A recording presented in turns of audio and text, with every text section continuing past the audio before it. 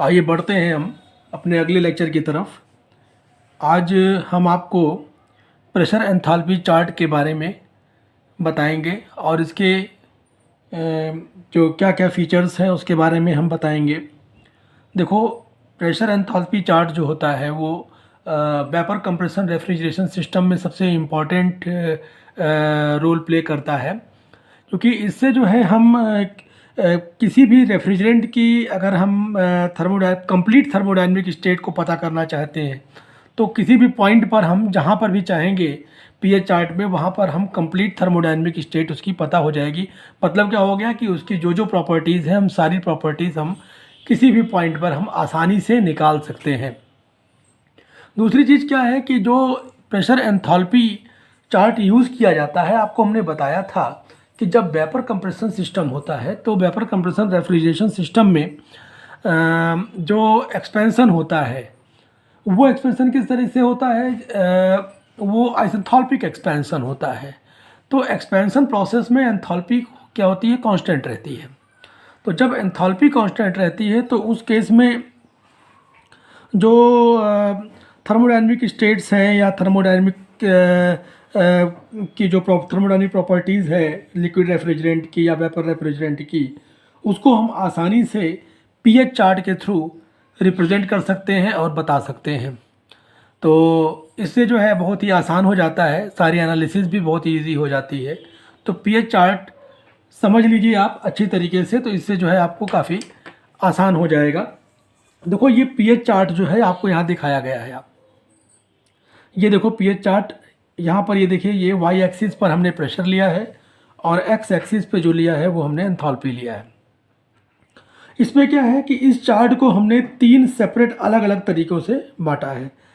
3 separate तरीके कौन कौन से हैं? एक जो है ये 2 लाइन से बढ़ते हैं।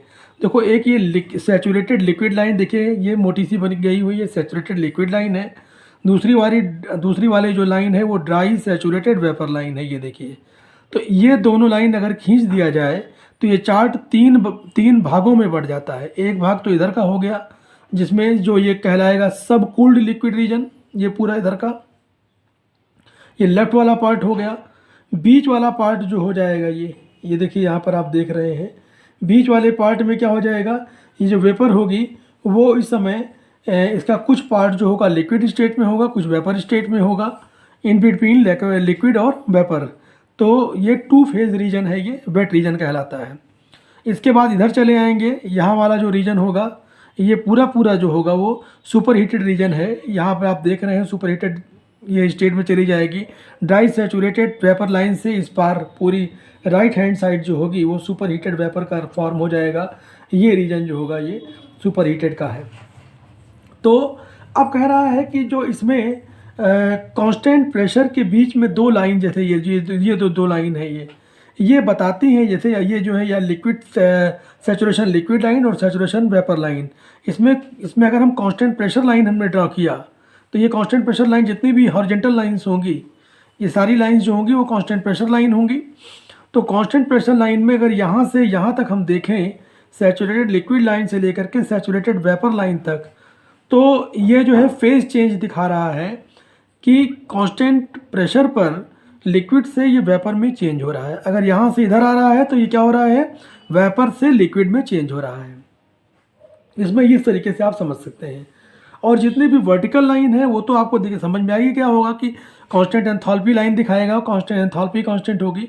लेकिन अगर हम इस पार देखें तो ये जो होगा, जैसे मान लीजिए कि सैचुरेटेड लिक्विड लाइन है, उसके लेफ्ट हैंड साइड जितनी भी वर्टिकल लाइंस होती हैं ये कांस्टेंट टेम्परेचर लाइन को भी शो करती हैं।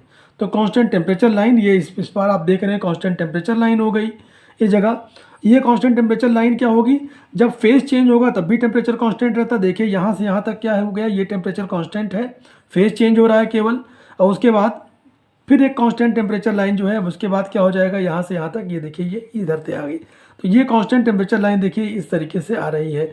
ये लेफ्ट साइड में इधर वर्टिकल है पूरी, फिर इसके बीच में, इन दोनों लाइन्स के बीच में सैचुरेटेड लिक्विड और ड्राई सैचुरेटेड वेपर लाइन, इन दोनों लाइंस के बीच में ये हॉरिजॉन्टल है। उसके बाद राइट हैंड साइड जो होगा वो आप देख रहे हैं इस तरीके से नीचे की तरफ आ रही है ये। तो ये इस तरीके से कांस्टेंट टेम्परेचर लाइन हो गई। सब कूल रीजन तो आप देख ही रहे हैं यहाँ पर। तो ये सब कूल रीजन है ये। यहाँ पर लिक्विड जो होगा वो टोटल कंप्लीट लिक्विड फेज में होगा और सेचुरेशन टेम्परेचर से नीचे होगा, below saturation temperature and complete liquid phase में ये रेफ्रिजरेंट यहाँ पर एग्जिस्ट करेगा। और यहाँ पर आप देख रहे हैं इस जगह पर, यहाँ पर आप देखेंगे तो ये जो है वेपर फेज में आ जाएगा। तो ये लिक्विड जो होगा कंप्लीट वेपर फेज में आ जाएगा इधर यहाँ से। और ये सेचुरेटेड रीजन के, ये वेपर सेचुरेटेड रीजन जो है ये इसके जो सेचुरेटेड वेपर लाइन है इसके इस पार होगा। तो यहाँ पर देखो ये डॉटेड दिखाई गई, कुछ इस तरीके की जो लाइंस होती हैं वो सब क्या होती हैं, वो स्पेसिफिक वॉल्यूम लाइन होती हैं। ये देखो ये कुछ ज़्यादा ये इधर से ये इस तरीके से है, और थोड़ा सा ये और खड़ी खड़ी लाइन, झुकी हुई लाइन है, थोड़ा खड़ी खड़ी लाइन देंगे, कांस्टेंट एंट्रोपी लाइन यहाँ पे चली आएगी। फिर उसी तरीके से स्पेसिफिक वॉल्यूम लाइन आप देख रहे हैं, ये देखो ये स्पेसिफिक वॉल्यूम लाइन है, ये इस तरीके से यहाँ पर आ रही है। तो और ये कांस्टेंट एंट्रोपी लाइन, ऐसे कांस्टेंट एंट्रोपी लाइन हर एक प्रेशर पर ड्रॉ की जा सकती है इस तरीके से। अभी हम आपको अगले चार्ट में भी दिखा देंगे इसको। तो ये सारी बातें आप यहाँ पर समझ सकते हैं इसमें। तो देखिए यहाँ पर जो फेज चेंज हो रहा है मेन तो यही हो गया। और हाँ, एक चीज़ और सबसे इम्पॉर्टेंट चीज़ है, कांस्टेंट एंथैल्पी लाइन जो होगी वो देखिए यहाँ पर ये एंथैल्पी लाइन कांस्टेंट है, और इसके साथ साथ एक कांस्टेंट ड्राइनेस फ्रैक्शन लाइन गई हुई। देखिए ये देखिए यहाँ से यहाँ तक ये इस तरीके से गई हुई कांस्टेंट। यहाँ से यहाँ तक अगर देखा जाए तो ड्राइनेस फ्रैक्शन क्या होता है, कांस्टेंट होता है। ये अगर हम एक सेम वेपर के बारे में बात कर रहे हैं तो ये इस तरीके से समझिए आप। इस डायग्राम में आप देख रहे हैं कि इसमें जो दिखाया गया है सिंपल वेपर कंप्रेशन साइकिल को दिखाया गया है, और उसको पीएच चार्ट पर रिप्रेजेंट किया गया है। देखिए ज़रा पीएच चार्ट पे कैसे रिप्रेजेंट किया गया है। ये वाई एक्सिस पर प्रेशर, एक्स एक्सिस पर एंथैल्पी, यहाँ पर आप देख रहे हैं सैचुरेटेड लिक्विड लाइन ये ड्रा कर दी गई, और सैचुरेटेड वेपर लाइन जो है ये ड्राई सैचुरेटेड वेपर लाइन ये ड्रा कर दी गई। कांस्टेंट वॉल्यूम लाइन देखिए इस तरीके से यहाँ पर ये आ रही है, इस तरीके से आप देखिए सब पैरेलल है और इस तरीके से आ रही। कांस्टेंट टेम्परेचर लाइन देखिए इस को गिराया गया इस तरीके से, कांस्टेंट टेम्परेचर लाइन है। और ये कांस्टेंट एंट्रोपी लाइन है, देखिए डॉटेड में दिखाया गया कांस्टेंट एंट्रोपी लाइन। तो होता ये है कि ये जब वेपर इवेपोरेटर में जाती है तो कांस्टेंट प्रेशर पर वो यहाँ से देखिए थ्रॉटलिंग प्रोसेस से यहाँ पर आई, वेपर इवेपोरेटर में आई, तो वो कांस्टेंट प्रेशर पर हीट को एब्जॉर्ब करेगी। और हीट को एब्जॉर्ब करने के साथ ये जो है ये यहाँ पर हम जो दिखा रहे हैं, वैसे तो इसमें कई कंडीशन हो सकती हैं, आगे भी हो सकता है, पहले भी हो सकता है कि कंप्रेसर में जब एंटर करेगी तो यहाँ पर हम ये दिखा रहे हैं कि वो ड्राई सैचुरेटेड रीजन में कंप्रेसर में एंटर कर रही है। तो कंप्रेसर में एंटर करने के बाद फिर क्या होगा, आइसेंट्रोपिक कंप्रेशन होगा। तो देखिए कांस्टेंट एंट्रोपी लाइन को फॉलो करते हुए यहाँ दिखाया गया, देखिए ये आइसेंट्रोपिक कंप्रेशन दिखाया गया है। तो प्रेशर जो है लोअर प्रेशर से हायर प्रेशर पे पहुँच गया, प्रेशर बढ़ गया। तो इस तरीके से यहाँ पर ये हायर प्रेशर पे आ गया 3 पार्ट पर। और उसके बाद क्या हो रहा है, देखिए ये जो है सुपर हीटेड जोन में चला गया, क्योंकि ड्राई सैचुरेटेड में तो कंप्रेसर के अंदर एंटर किया था ये रेफ्रिजरेंट। उसके बाद क्या हुआ, जब आइसेंट्रोपिक कंप्रेशन हुआ तो इसका टेम्परेचर और प्रेशर दोनों बढ़ गया। जब बढ़ गया तो अब ये थर्ड स्टेज आई, यहाँ पर क्या हो गया, ये सुपर हीटेड जोन में चला गया। सुपर हीटेड जोन से फिर क्या हुआ, इसको जब ठंडा किया गया कंडेंसर में तो पहले सैचुरेटेड में आया कांस्टेंट प्रेशर पर, प्रेशर देखो कांस्टेंट है यहाँ पर, तो कांस्टेंट प्रेशर पर यहाँ पर आया। उसके बाद क्या हो गया, ये फेज चेंज हुई, फेज फिर ये वेपर से लिक्विड में कम्प्लीटली चेंज हो गया। यहाँ पर भी प्रोसेस पहले भी हो सकता है, बाद में भी हो सकता है, लेकिन यहाँ पर ये दिखाया गया कि सैचुरेटेड लिक्विड लाइन तक आया, ये सैचुरेटेड वेपर लिक्विड में कन्वर्ट हुआ। उसके बाद थ्रॉटलिंग हुई इसकी एक्सपेंशन वॉल्व में, और उसके बाद फिर से जो है ये इसका टेम्परेचर डाउन हो गया, फिर इसका कुछ ड्राइनेस फ्रैक्शन आया, कहने का मतलब यहाँ पर वेट वेपर आई, और उसके बाद फिर वो इवेपोरेटर में गई। इस तरीके से साइकिल इसकी कंप्लीट हो गई। तो आप पीएच चार्ट में इसको देख करके समझ गए होंगे कि किस तरीके से कैसे ये फंक्शन करता है। सबसे इंपॉर्टेंट चीज़ यहाँ पर ये है कि देखिए कांस्टेंट वॉल्यूम लाइन जो होगी वो ये देखिए इस तरीके से दिखाई गई है, और ये थोड़ा सा ये उठी हुई लाइन होती है कांस्टेंट एंट्रोपी लाइन, और टेम्परेचर जो होता है वो नीचे की तरफ इस तरीके से झुका हुआ होता है, टेम्परेचर नीचे की तरफ फॉल होता है, इसमें अंदर नीचे की तरफ आता हुआ दिखाई, लाइन आती हुई दिखाई देती। कांस्टेंट टेम्परेचर लाइन है ये, मतलब लाइन फॉल होती है ना कि टेम्परेचर, है ना। तो इसको आगे बढ़ते हैं इसमें। तो पीएच डायग्राम के थ्रू जो हमने आपको इसके पहले जो डायग्राम बना करके दिखाया था उसमें हम हीट एक्सट्रैक्टेड निकाल सकते थे, सेम उसी तरीके से जैसा पहले भी समझ चुके हैं आप। जो हीट एक्सट्रैक्टेड होगा वो क्या हो जाएगा, रेफ्रिजरेशन इफेक्ट प्रोड्यूस्ड या नेट रेफ्रिजरेशन इफेक्ट जो आ रहा है वो क्या हो जाएगा, change in enthalpy H2 minus H1, और जो वर्क डन हो जाएगा वो क्या हो जाएगा, H3 माइनस H2। ये वर्क डन है, ये compressor work, net compressor work ले लिया गया। कोफिशिएंट ऑफ परफॉर्मेंस निकालना आपको सबको पता ही है कि refrigeration effect upon work done, compressor work यहाँ पर लेकर के चल रहे हैं। तो यहाँ पर क्या हो जाएगा, ये H2 minus H1 upon H3 minus H2। और ये जो है हम डायरेक्ट H1 और H2 और H3 इन सब की वैल्यू सबसे, देखिए सबसे बड़ी इंपॉर्टेंस इसकी यही है कि हम एंथैल्पी के थ्रू डायरेक्ट पर COP निकाल सकते हैं, और COP निकल आएगी तो जो भी रिक्वायरमेंट होगी हम उसको आसानी से यहाँ पर हम उसको हम बता सकते हैं, तो उसको पूरा कर सकते हैं। तो उसमें है क्या कि यहाँ पर एंथैल्पी की वैल्यू डायरेक्ट पढ़ी जा सकती है। अगर आप डायरेक्ट एंथैल्पी की वैल्यू पढ़ लेंगे तो उससे COP आसानी से, आप देखिए यहाँ पर COP की वैल्यू निकाल ले रहे हैं H2 माइनस H1 अपान H3 माइनस H2 करके, तो डायरेक्ट COP की वैल्यू निकल आएगी। तो बाकी सारी चीज़ें जो कुछ भी आपको निकालना होगा सब आसानी से आप निकाल लेंगे। लेकिन अब ऐसा नहीं होता है। देखो हमने आपको बताया था कि कुछ फैक्टर्स ऐसे होते हैं जो वेपर कंप्रेशन साइकिल की जो परफॉर्मेंस होती है उसको इफ़ेक्ट करते हैं। कभी परफॉर्मेंस बढ़ जाती है या कभी का परफॉर्मेंस कम हो जाती है। तो वो कौन कौन से फैक्टर्स ऐसे होते हैं जिनकी वजह से वेपर कंप्रेशन साइकिल जो होती है या सिस्टम जो होता है उसकी परफॉर्मेंस कम या ज़्यादा हो जाती है, उसके बारे में अब हम अगला डिस्कशन करने जा रहे हैं। तो अगला टॉपिक हमारा यही होगा। देखिए इसके अंदर अब हम जो है जो परफॉर्मेंस पहले बताने जा रहे हैं इफ़ेक्ट ऑफ सक्शन प्रेशर का। तो कहने का मतलब ये हो गया कि पहला जो हमारा पॉइंट होगा कि इफ़ेक्ट ऑफ सक्शन प्रेशर। तो इफ़ेक्ट ऑफ सक्शन प्रेशर, तो सक्शन प्रेशर अगर मान लीजिए हम डिक्रीज़ करते हैं तो when suction pressure is decreased, अगर सक्शन प्रेशर को डिक्रीज कर दिया गया तो क्या हो रहा है। देखो पहले जो था वो साइकिल थी 1 2 3 4, सक्शन प्रेशर डिक्रीज कर दिया गया तो 1 डैश 2 डैश 3 डैश 4 फिर 1 डैश, इस तरीके से चलेगी। तो ओरिजिनल केस में जो COP थी वो क्या हो जाएगी, the COP of original cycle, original cycle, तो ओरिजिनल साइकिल की जो COP हो जाएगी वो हो जाएगी H2 माइनस H1 अपान H3 minus H2, H3 minus H2, ये कंप्रेसर वर्क आ गया। अच्छा अब इसको ये तो ये हो गया, जब सक्शन प्रेशर डिक्रीज कर दिया गया तब क्या हुआ, ये तो ये बात आई कि when suction pressure is decreased, when suction pressure is decreased, जब सक्शन प्रेशर डिक्रीज कर दिया गया तब COP क्या आ जाएगी, जरा देखो COP, ये हम पहले के लिए बोल रहे हैं दूसरे के लिए है ना। तो COP तब क्या आ जाएगी, हो जाएगी H2 dash minus H1 dash, H1 dash अपान H3 dash minus H2 dash, H3 dash minus H2 dash, क्योंकि कंप्रेसर वर्क भी यहाँ पे हो जाएगा। आप देख रहे हो यहाँ पर फिगर तो ये आप देख लीजिए क्लियरली, कंप्रेसर वर्क क्या हो जा रहा है, कंप्रेसर वर्क यहाँ पे ये जो है ये वैल्यू जो है ज़्यादा हो जा रही है एज़ कम्पेयर टू, कहने का मतलब क्या हो गया H3 dash minus H2 dash, ये value is more than H3 minus H2, ये चीज़ आ जा रही है। और क्या हो जा रहा है यहाँ पर, यहाँ देखिए ये वैल्यू जो होगी H2 माइनस H1 और H2 डैश माइनस H1 में अगर देखा जाए थोड़ा सा फिगर में जो है और नीचे कर लीजिएगा आप इसको, क्योंकि अंदर की तरफ टिल्ट होता है। तो ये क्या हो जाएगा, ये H2 माइनस H1 जो होगा वो ज़्यादा होगा as compare to H2 dash minus H1 dash. तो इसका मतलब रेफ्रिजरेशन इफेक्ट जो हो गया, ये रेफ्रिजरेशन इफेक्ट पहले वाले में था, ये दूसरे वाले में बाद वाले में आया।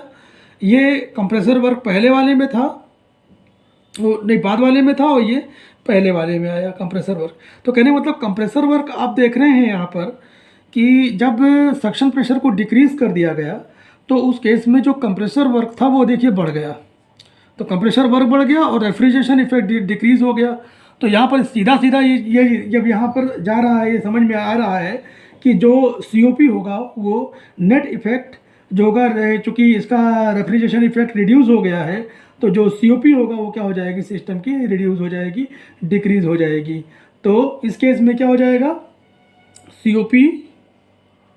COP2 will be less than COP1। तो COP डिक्रीज, COP क्या हो जाएगी, सक्शन प्रेशर अगर आपने घटा दिया तो उस केस में जो COP होगी वो डिक्रीज हो जाती है। अब अगला केस देखेंगे हम इसी के साथ। अगला केस क्या है, तो जो अगला आता है वो आता है इफेक्ट ऑफ डिलीवरी प्रेशर। तो effect of delivery pressure, delivery pressure को, तो कहने का मतलब क्या हो रहा है कि अब हम यहाँ पर डिलीवरी प्रेशर को इंक्रीज कर रहे हैं। तो ये हो जाएगा व्हेन डिलीवरी प्रेशर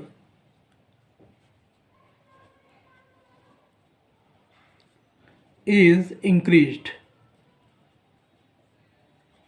जब डिलीवरी प्रेशर को बढ़ा दिया गया तो क्या हो जाएगा, कहने मतलब यहाँ पर प्रेशर को, डिलीवरी प्रेशर को डिस्चार्ज प्रेशर को बढ़ा दे रहे हैं, या सक्शन प्रेशर को डिक्रीज कर रहे हैं, डिलीवरी प्रेशर को या डिस्चार्ज प्रेशर को हम जो है बढ़ा दे रहे हैं। तो क्या हो रहा है, तो ओरिजिनल साइकिल में COP ऑफ ओरिजिनल साइकिल, फिर उसी तरीके से COP ऑफ ओरिजिनल साइकिल क्या हो जाएगी, COP पहले केस में जो थी वो क्या हो जाएगी, H3 माइनस H2, ये जो है ये तो कंप्रेसर वर्क है, और H2 माइनस H1 क्या है, ये इसका रेफ्रिजरेशन इफेक्ट है। तो refrigeration effect upon compressor work, H3 minus H2 ये आ गया। अच्छा, अब when delivery pressure is increased, तो अब अगला आता है when delivery pressure is increased. अगर डिलीवरी प्रेशर बढ़ा दिया गया तो क्या हो जाएगा, अब जो इस तरीके से COP आएगी अगले केस में वो हो जाएगी, देखो रेफ्रिजरेशन इफेक्ट देखो कम हो गया यहाँ पर, H2 माइनस H1 डैश अपान, देखो कंप्रेसर वर्क क्या हो गया, बढ़ गया। देखो कंप्रेसर वर्क यहाँ से यहाँ तक अब डिफरेंस जो होगा ये H3 डैश माइनस H2, ये कंप्रेसर वर्क बढ़ गया। तो इसका मतलब COP अल्टीमेटली क्या हो गई, डिक्रीज हो गई फिर से। तो यहाँ पर हो जाएगा कि COP of 2 will be less than COP of 1। तो ये हमेशा ध्यान में रख करके चलिए कि जब चाहे हम सक्शन प्रेशर घटा दें चाहे डिलीवरी प्रेशर हम बढ़ा दें, दोनों केसेस में सक्शन प्रेशर घटाने पर और डिलीवरी प्रेशर बढ़ाने पर, दोनों केसेस में क्या होता है, COP की वैल्यू घट जाती है। तो द COP डिक्रीजेज, तो यहाँ पर हमारा जो रिजल्ट आया COP डिक्रीजेज विद डिक्रीज और इंक्रीज ऑफ सक्शन और डिस्चार्ज प्रेशर, है ना। तो ये चीज़ आपको समझ में हमारे ख्याल से अब इधर की आ गई होगी कि ये क्या होता है। अब हम थोड़ा सा और सुपर हीटिंग का भी इफेक्ट बता देते हैं आपको इसी के साथ। तो अब हम जो है ये इफेक्ट ऑफ सुपर हीटिंग में जो बताया हमने, देखिए फिगर हमने बना दी है। तो इफेक्ट ऑफ सुपर हीटिंग में क्या है कि देखिए ये pH डायग्राम है। इवेपोरेटर जो है वो इवेपोरेटर में रेफ्रिजरेंट 1 से 2 तक, देखिए पहले जो ओरिजिनल साइकिल थी तो उसमें तो क्या था, वो 1 से 2, 2 से 3 और 3 से 4, 4 से 1, इस तरीके से साइकिल कंप्लीट हो गई थी। लेकिन अब क्या है कि अब यहाँ पर क्या हो रहा है कि जो रेफ्रिजरेंट है वो कंप्रेसर में एंटर कर रहा है, वो आफ्टर सुपर हीटिंग कंडीशन के बाद, मतलब सुपर हीटिंग स्टेज में आ जाने के बाद, देखिए यहाँ पर वो इवेपोरेटर के अंदर ही सुपर हीटिंग स्टेज में आ गया। तो सुपर हीटिंग स्टेज में अगर आ गया है, यहाँ पर आप देख रहे हैं, तो ये यहाँ से यहाँ तक क्या हो गया, ये रेफ्रिजरेशन इफेक्ट बढ़ गया।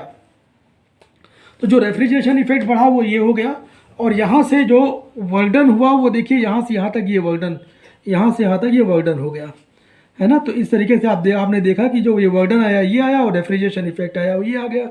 तो जो रेफ्रिजरेशन इफेक्ट है देखिए यहाँ पर ये बढ़ रहा है और ये वर्क डन बढ़ रहा है। लेकिन होता ये है कि इस केस में जो इंक्रीज ऑफ वर्क होता है, इन दिस केस यहाँ पर क्या हो जाएगा, इस केस में in this case increase of work, increase of work is more as compared to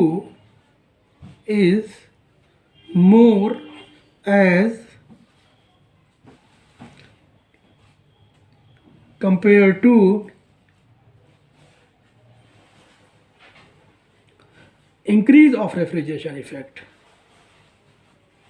increase of refrigeration effect.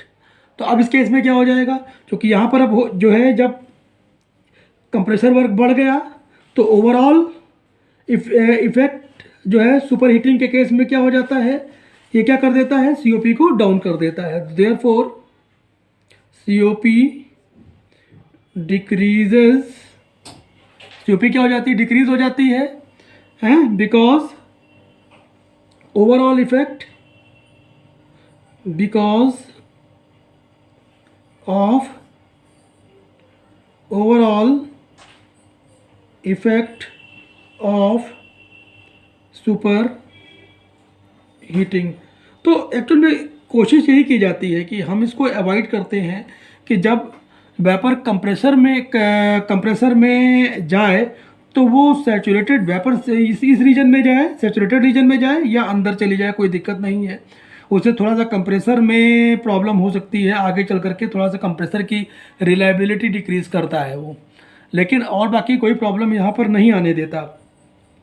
लेकिन अगर आप इसको बढ़ा रहे हो तो उस केस में जब सुपर हीटेड जोन में जो जाएगा और ये कंप्रेसर के अंदर एंटर करेगा तो उस केस में इसकी जो सीओपी होगी वो घट जाएगी। आप देख रहे हैं यहाँ पर सीओपी इस केस में क्या हो रही है, घट जा रही है।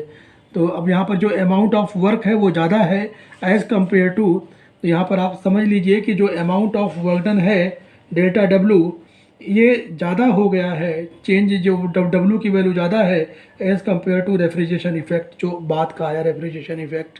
तो ये इस तरीके से आप समझ सकते हैं। तो यहाँ पर जो है एक तो ये केस हो गया, और एक दूसरा केस जो आता है वो आता है इफेक्ट ऑफ सब कूलिंग का। ये इंपॉर्टेंट है, इफेक्ट ऑफ सब कूलिंग। इसमें क्या है, देखो कंप्रेसर इवेपोरेटर का प्रोसेस हुआ 1 से 2, 2 से 3 आया कंप्रेसर के अंदर। देखिए यहाँ पर क्या है, ये सैचुरेटेड रीजन में नहीं, ये जो है वेट रीजन में ही जो है ये कंप्रेसर के अंदर एंटर कर गया, और उसके बाद ये सैचुरेटेड वेपर रीजन में जो है ये फिर यहाँ पर वॉल्व ओपन होता है और कंडेंसर में जाता है। तो यहाँ पर इसको ये कंडेंस होने लगता है। देखिए कंडेंस हुआ यहाँ से यहाँ तक। लेकिन अब इस केस में क्या है कि इसकी जो कूलिंग का इफेक्ट है वो बढ़ा दिया गया है। तो इस केस में क्या हो रहा है, अब सब कूलिंग ये अब यहाँ से 4 से 4' में जाना क्या कहलाता है, सब कूलिंग कहलाता है। तो कंडेंसेशन टेम्परेचर से अगर नीचे चला गया, एक ही प्रेशर पर कंडेंसेशन टेम्परेचर से नीचे अगर उसका टेम्परेचर चला जाता है तो वो स्टेज क्या कहलाती है, सब कूलिंग कहलाती है। तो ये सब कूलिंग लिख लीजिए पहले आप। तो सब कूलिंग होगी क्या, सब कूलिंग का मतलब हो गया the process of cooling of liquid, the process of cooling of liquid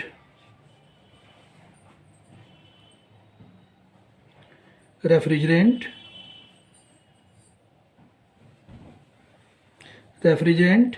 below the condensing temperature at a given pressure, below the condensing temperature at a given pressure। ये चीज़ आई है ना, ये तो सब कूलिंग आ गई। तो सब कूलिंग के केस में जो ये सब कूलिंग का केस आया वो कुछ इस तरीके से आया है ना, क्योंकि आपको पता है कि जब आप इसमें मास फ्लो रेट बढ़ा देंगे है ना, तो मास फ्लो रेट बढ़ा दीजिए या फिर आप C P into delta T.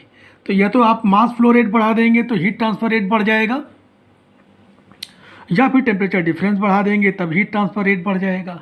अब आप देखिए यहाँ पर क्या हो रहा है कि जो ये आपने इधर जो लिया है ये वाला हीट एक्सचेंजर जो लिया, तो सब कूल्ड रीजन में अगर आप ले जा रहे हैं इसको तो क्योंकि यहाँ पर तो टोटल लिक्विड में कन्वर्ट हो गया, अब वो लिक्विड यहाँ से ठंडा होना शुरू हो गया, तो ये सब कूल्ड रीजन में क्या हो गया, ठंडा होना शुरू हो गया। तो अब सब कूल्ड रीजन में जब ये ठंडा हो गया तो अब क्या है कि कैसे ठंडा हुआ, तो ये इसके अंदर जो आपने जो ये हीट एक्सचेंजर लिया है, या तो उसके अंदर कोई एक स्पेशल कॉयल लगा दीजिए जो और ज़्यादा कूलिंग को एक्सटेंड कर दे, बढ़ा दे।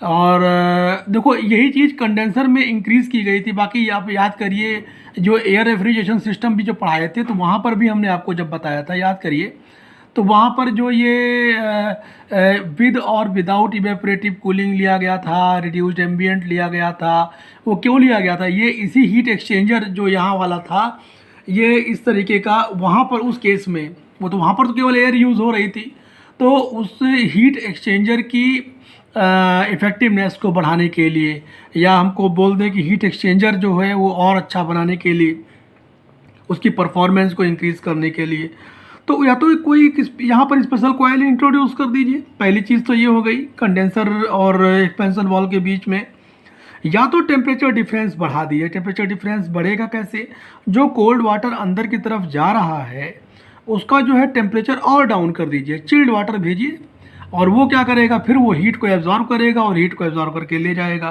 तो ज़्यादा से ज़्यादा जो है उसके इसमें कूलिंग हो सकती है, ये कूलिंग जो है सब कूल्ड रीजन में आ जाएगी।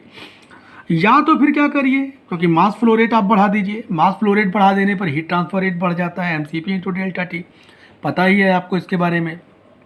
तो ये तीन चीज़ें करके आप जो है ये सब कूल्ड रीजन में पहुंच सकते हैं। और उस सब कूल्ड रीजन में पहुंचने से फ़ायदा क्या होगा, फ़ायदा ये होगा कि देखो ये यहाँ से अब जो एक्सपेंशन होगा वो इधर से देखिए 4 से 1 हो जाएगा, है ना। तो अब जब ये हो जाएगा तो अब यहाँ पर जो आ रहा है रेफ्रिजरेशन इफेक्ट क्या हो जाएगा, H2 - H1, ये रेफ्रिजरेशन इफेक्ट ही आ गया। पहले वाला जो था क्या था, वो H2 - H1 था, तो इससे स्पष्ट है कि ये जो डिस्टेंस है वो ज़्यादा है, तो जो डिफरेंस होगा इस डिफरेंस की वैल्यू ज़्यादा हो जाएगी। तो रेफ्रिजरेशन इफेक्ट क्या होगा, पहले वाले के कंपैरिजन में जो पहले का डिफरेंस कम था उसके कंपैरिजन में फिर यहाँ पर रेफ्रिजरेशन इफेक्ट बढ़ जाएगा। तो रेफ्रिजरेशन इफेक्ट क्या हो गया, बढ़ गया। देखो भाई वही चीज़ हमने यहाँ पर लिख दिया कि the refrigeration effect increases H2 - H1, H2 - H1 की जो वैल्यू होगी वो ज़्यादा हो जाएगी H2 - H1 से। तो इस केस में क्या हो जाएगा, refrigeration effect, overall refrigeration effect यहाँ पर बढ़ जा रहा है। अच्छा, कंप्रेसर वर्क के बारे में थोड़ा समझ लो। कंप्रेसर वर्क देखो पहले वाला कंप्रेसर वर्क भी वही था और इस बार भी कंप्रेसर वर्क वही है। तो फार्मूला जो COP का होता है वो क्या होता है, refrigeration effect upon compressor work. तो रेफ्रिजरेशन इफेक्ट जो है अब की बार क्या हो गया, बढ़ गया। कंप्रेसर वर्क डिनोमिनेटर तो दोनों में सेम है, लेकिन न्यूमिनेटर जो है बाद वाले केस में क्या हो रहा है, बढ़ रहा है। इसका मतलब COP क्या होगी, बढ़ जाएगी। तो COP यहाँ पर जो है ये बढ़ गई। देखो यहाँ पर हमने क्या किया, जब रेफ्रिजरेशन इफेक्ट बढ़ेगा तो COP बढ़ेगी। तो इसका मतलब ये हुआ कि हम हमेशा जब भी कभी vapour compression refrigeration system use करेंगे तो प्रयास ये किया जाएगा कि जो हम यहाँ पर कंडेंसर में जब रेफ्रिजरेंट जाए तो उसको हम सब कूल्ड रीजन में ले जाएं, और सब कूल्ड रीजन में ले जाने के बाद फिर हम उसको जो है उसका आइसेंथाल्पिक एक्सपेंशन करवाएं। ये बहुत ज़्यादा इम्पॉर्टेंट चीज़ है और इसको जो है आप ध्यान में रखिएगा, क्योंकि इसके जो है 3 तरीके से ही हो सकते हैं। या तो स्पेशल कॉयल इंट्रोड्यूस कर दिया जाए कंडेंसर या एक्सपेंशन वाल्व के बीच में, या तो जो कूलिंग वायल जो कूलिंग वाटर सर्कुलेट हो रहा है उसका टेम्परेचर और डाउन कर दिया जाए, और या तो फिर जो है मास फ्लो रेट को बढ़ा दिया जाए। इससे हीट एक्सचेंजर की जो इफेक्टिवनेस होगी या हीट ट्रांसफ़र रेट होगा वो बढ़ जाएगा और आसानी से आप सब कूल्ड रीजन में पहुँच सकते हैं। तो कुल मिलाकर के आपने देखा ये कि जो हमने बताया उसमें जो ये 4 केस बताए, तो 4 केस में आपने देखा कि शुरू के जो 3 केसेस थे उसमें जो COP थी वो डिक्रीज़ हो रही थी। थोड़ा सा प्रॉब्लम बच्चों इस वाले में, सुपर हीटिंग वाले में एक ये थोड़ा सा कन्फ्यूजन सा होता है कि जैसे कि ये जो यहाँ पर रेफ्रिजरेशन इफेक्ट और वर्क डन है इसमें तो कौन सा डोमिनेट करेगा, कौन सी डोमिनेटिंग फिगर रखता है। तो इसमें जो है ये ध्यान रखिए कि जो वर्क डन होता है वो ज़्यादा होता है रेफ्रिजरेशन इफेक्ट से। ये मेन चीज़ है, समझने वाली बात यहाँ पर केवल यही एक आती है। बाकी और सारी चीज़ें आप देख रहे हो। अच्छा, और COP जो बढ़ती है वो केवल सब कूलिंग के केस में बढ़ती है, चाहे सुपर हीटिंग कर लीजिए, चाहे आप सक्शन प्रेशर को लोअर कर लीजिए, चाहे डिस्चार्ज प्रेशर को हायर कर लीजिए। उस केस में क्या हो जाएगा, उस केस में कूलिंग हमेशा जो है वो डिक्रीज, सॉरी COP हमेशा क्या होगी, डिक्रीज़ हो जाएगी। तो COP डिक्रीज़ होने का जो कॉन्सेप्ट है ये आपने तीनों केसेस में शुरू के समझा, और सब कूलिंग में COP को इंक्रीज़ कराते हैं। अब तो हमारे ख्याल से ये चीज़ समझ में तो आपको आ ही गई होगी कि ये सब जो है किस तरीके से अब जैसे मान लीजिए कि ये इसका एक थोड़ा सा हम सिंपल सा एग्जांपल भी बता सकते हैं कि जैसे जो डिस्चार्ज टेम्परेचर जो होता है वो गर्मियों में क्या होता है, ज़्यादा होता है as compare to winter. Summer में जो होता है डिस्चार्ज टेम्परेचर ज़्यादा होता है, तो उस केस में जो है वो जो मशीन होती है रेफ्रिजरेटिंग मशीन, उसका रेफ्रिजरेशन इफेक्ट क्या हो जाता है, कम हो जाता है, और उसकी जो फिर उसकी रेफ्रिजरेशन कॉस्ट जो होती है उस केस में बढ़ जाती है। यही कारण है कि जो गर्मियों के दिनों में जो है रेफ्रिजरेशन कॉस्ट बढ़ जाती है और सर्दियों की अपेक्षा।